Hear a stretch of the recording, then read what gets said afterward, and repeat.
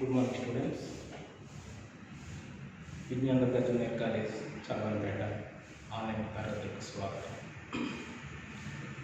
నా పేరు రామచంద్రరావు. నేను మ్యాథమెటిక్స్ స్కూల్ని లీడ్ చేస్తాను. అయితే ఈ మ్యాథమెటిక్స్ స్కూల్ని డిస్కస్ చేసే ముందు ముఖ్యంగా ఫస్ట్ ఇయర్లో నేర్చుకున్న మ్యాథమెటిక్స్ 1A 1B కూడా మనకు ఐడియా ఉండాలి. 1Aలో ముఖ్యంగా రెండు కాన్సెప్ట్లు నేర్చుకున్నాం. ఒక కాన్సెప్ట్ ఆల్జీబ్రా, రెండవ కాన్సెప్ట్ ట్రిగనోమెట్రీ.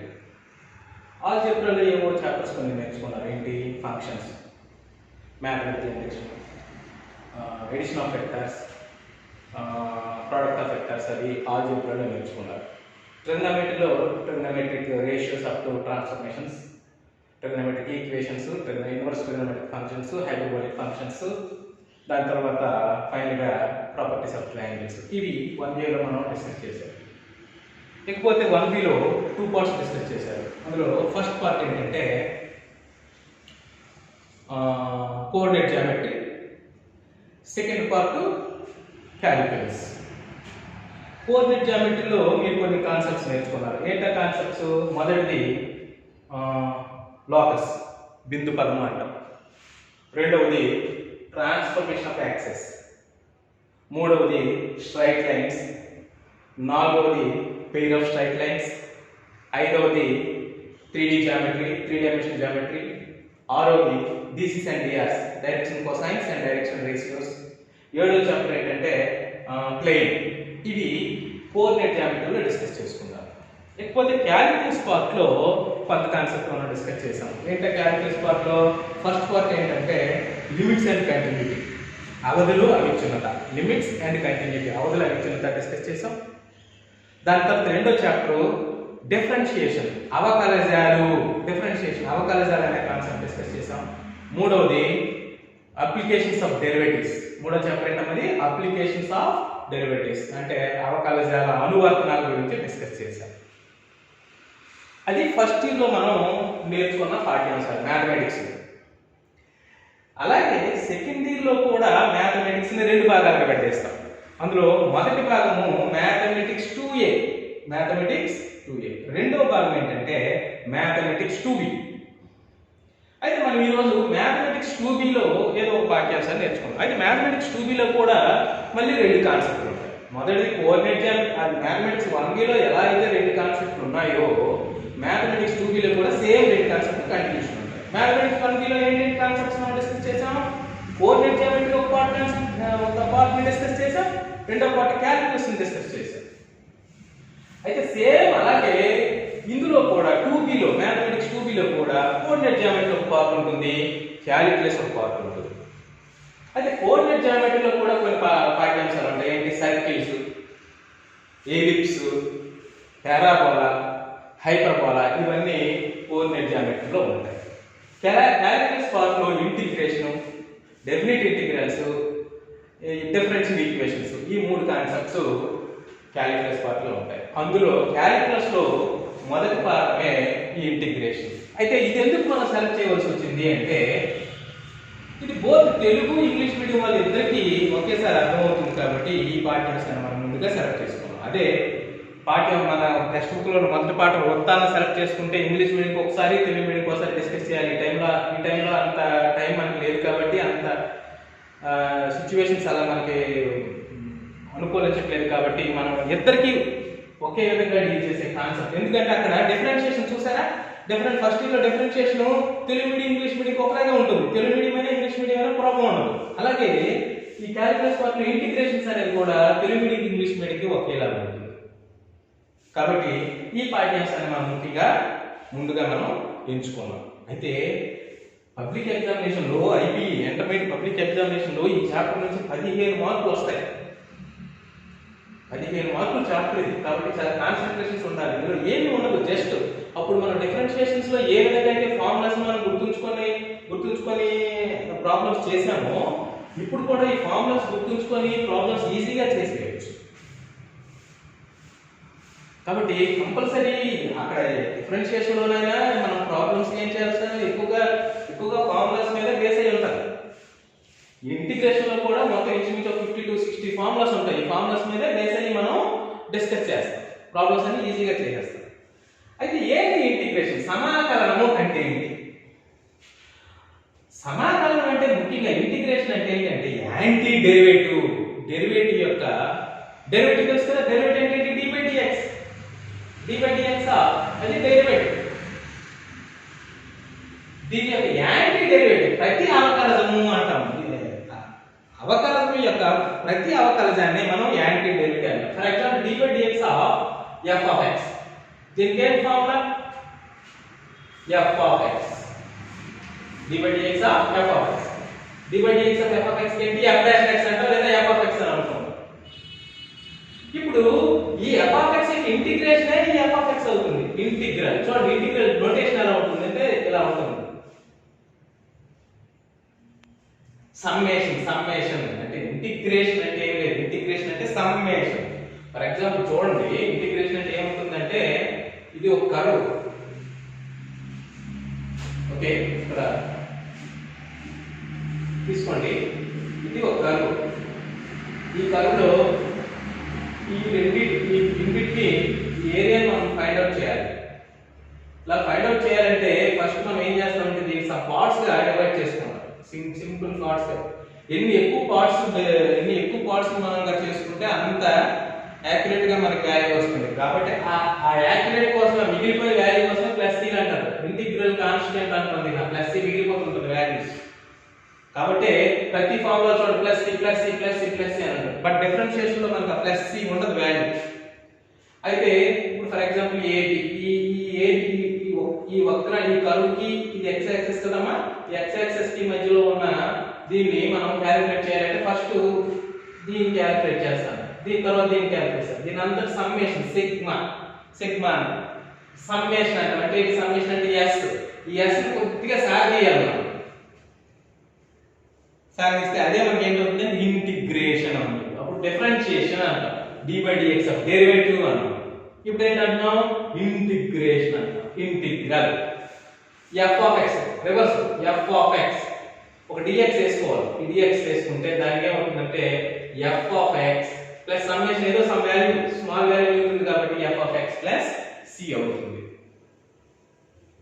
అంటే డెరివేటివ్ యొక్క ప్రతి డెరివేటివ్ ఫర్ ఎగ్జాంపుల్ చూడండి, ఇక్కడ for example e power x చూడండి, integral derivative of e power x ఎంత?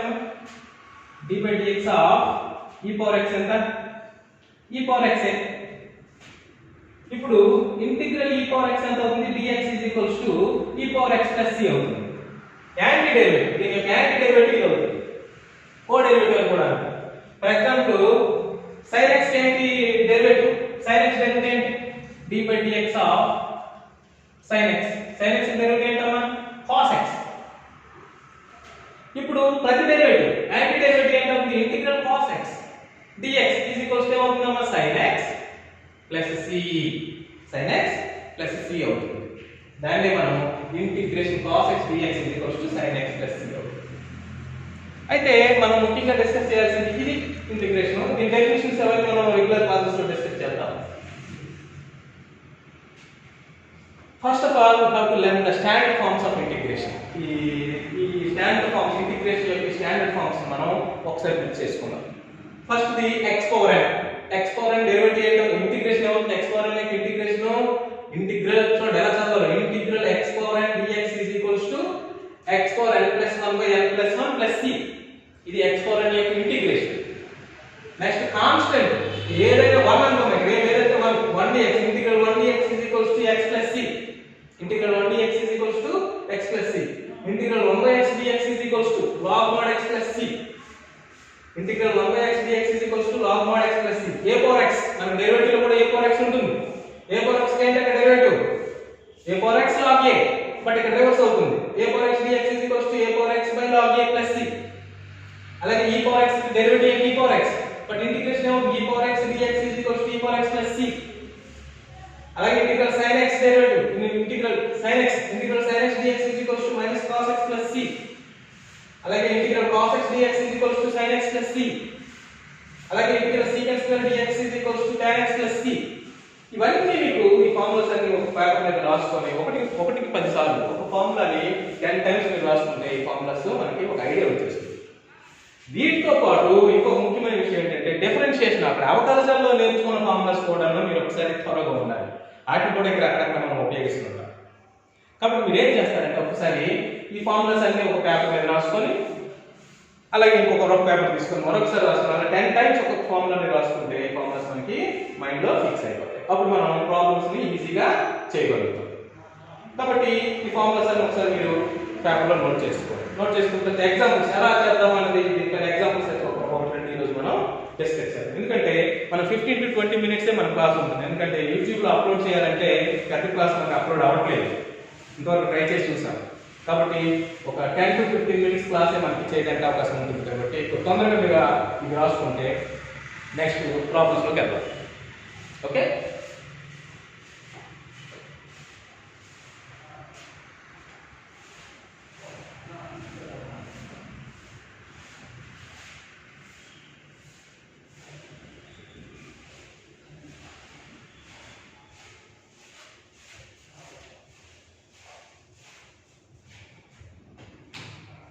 చూడండి ఎగ్జాంపుల్ ప్రాబ్లం నోట్ చేద్దాం. Find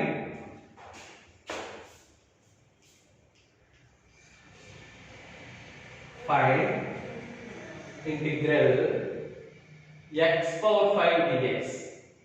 integral x power 5 dx ను గణించండి. తెలుగు వారు ఇంటిగ్రల్ x పవర్ 5 dx ను గణించండి. ఓకే, నేను ప్రాబ్లం చేస్తాను చూడండి. సొల్యూషన్ ఏమి ఇచ్చాడు మనకి? గివెన్ అవసరం లేదు, ఇంటిగ్రల్ x పవర్ 5 dx మనకి ఏమి ఇచ్చాడు? Integral x power 5. we have a formula on integration x power n. integral x power n dx is equals to, we have a formula x power n plus 1 by n plus 1 plus 6. ఎలా ఉంటుంది? x power n plus n ఉంటుంది 5 ఉంటుంది. therefore that implies integral x power 5 dx is equals to x power n plus 1, x power 5 plus 1, n plus ఎంత ఉందమ్మా? 5 ఉంది. కాబట్టి x power 5 plus 1 by 5 plus 1 plus 6. that is equals to x power 5 plus 1, that is 6 by 6 plus 6. this is the answer. therefore integral x power 5 dx is equals to x power 6 by 6 plus 6. it's very simple. ఎప్పుడు ఈ problem simple అవుతుంది? ఈ formula మనకి idea ఉంటుంది. ఏంటా formula? Integral x power n dx is equals to x power n plus 1 by n plus 1 plus c. ఈ formula మనకి idea ఉంటేనే ఇది మనం ఈజీగా చేయగలుగుతాం. ఓకేనా? చూడండి, integral x power n formula ఉంది. x power n plus n ఉంది, 5 ఉంది. x power n dx is equals to x power n plus 1, 5 plus 1 by 5 plus 1 plus c. x power n plus 1 by n plus 1, therefore 5 plus 1 by 5 plus 1 plus c, therefore 5 plus 1 by 6, x power 6 by 6 plus c. అదే మనకి answer. ఇంకో problem చూద్దాం.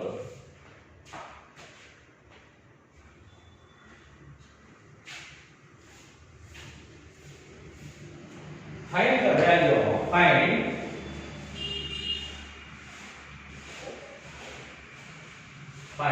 integral 2 into x power 7 dx. 2 into x power 7 dx. First ఏముంది? 2 ఉంది.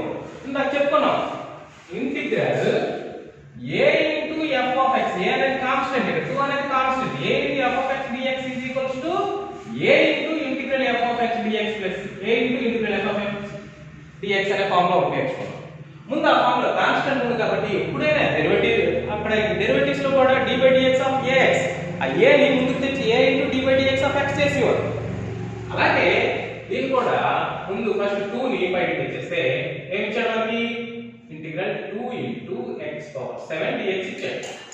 2 ని బయటికి తీసుకొచ్చాడు. 2 ని బయటికి తీస్తే ఇంటిగ్రల్ x power 7 dx. ఇప్పుడు చూడండి, ఇంటిగ్రల్ x power 7 అంటే x power n ఫార్మ్ లో ఉంది. therefore integral x power n dx is equals to, we have a formula x power n plus 1 by n plus 1 plus c. therefore apply చేయండి ఆ ఫార్ములాని. 2 7 plus 1 by 7 plus 1 plus 6. That is equals to 2 into x power 8. 7 plus 1 that is 8 by 8 plus 6. 2 1s are 2 4s are. That is equals to 1 by 4 into x power 8 plus 6. Therefore, integral 2 into x power 7 dx is equals to 1 by 4 x power 8 plus 6. This is our answer. Okay? Next problem.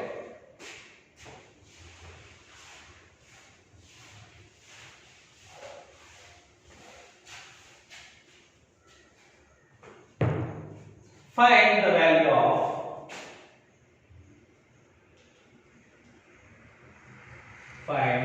integral 2x square plus x dx. 2x square plus x dx. Okay. First of all, here formula ఉంది f of x plus f plus g. F of x g of x formula ఉంది కాబట్టి solution formula. Integral 2x square plus x dx. First f of x g of x individual integration. That is equal to integral 2x square dx plus integral x dx. Next ఏంటి 2 అనేది constant బయట తీసేసి మనం ఇందాక నేర్చుకున్నాం formula a into f integral a f of x dx. a into integral f of x 2 into integral x square dx plus ఇక్కడ ఏ వేరు కాబట్టి x dx. ఇప్పుడు చూడండి ఇది x పవర్ n ఫార్ములా ఉంది. x పవర్ n ఫార్ములా తెలిసి ఇప్పుడే నేర్చుకున్నాం 2 టైమ్స్ రాసుకున్నాం. x పవర్ n అంటే x power n plus 1 by n plus 1 plus c. అన్ని c వాల్యూస్ ఒకేసారి లాస్ట్ లో c రాస్తే సరిపోతుంది. ప్లస్ ఇక్కడ x పవర్ n ఏ లేదంటే ఏంటి పవర్ 1. కాబట్టి ఇది కూడా x పవర్ n ప్లస్ ఎంత ఉంది 1 ఉంది. కాబట్టి therefore x power 1 plus 1 by 1 plus 1 plus c. That is equals to 2 into x power 3 by 3 plus x power 2 by 2 plus c.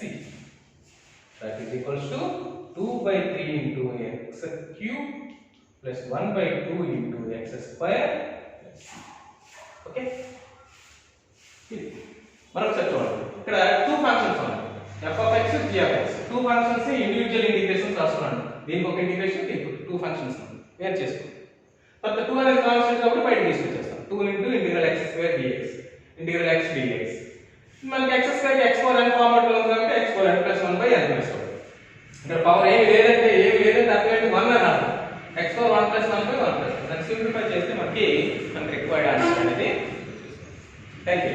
రేపు మరికొన్ని ప్రాబ్లమ్స్ దీనిపైన డిస్కస్ చేద్దాం. అదే రేపు డిస్కస్ చేసే ముందు మీరు కంపల్సరీ ఇప్పుడు ఈరోజు మనం బోర్డు మీద ఏ ఫార్ములా అయితే రాసుకున్నామో ఆ ఫార్ములాస్ అన్ని మరొకసారి మీరు జాగ్రత్తగా 1-3 సార్లు 10 సార్లు మీరు నేర్చుకుంటే ప్రాబ్లమ్స్ ఈజీ అవుతాయి. నేర్చుకోకపోతే ప్రాబ్లమ్స్ ఇంటిగ్రేషన్ ప్రాబ్లమ్స్ మనం చేయలేము, మార్క్స్ స్కోర్ పోతుంది. Okay, thank you.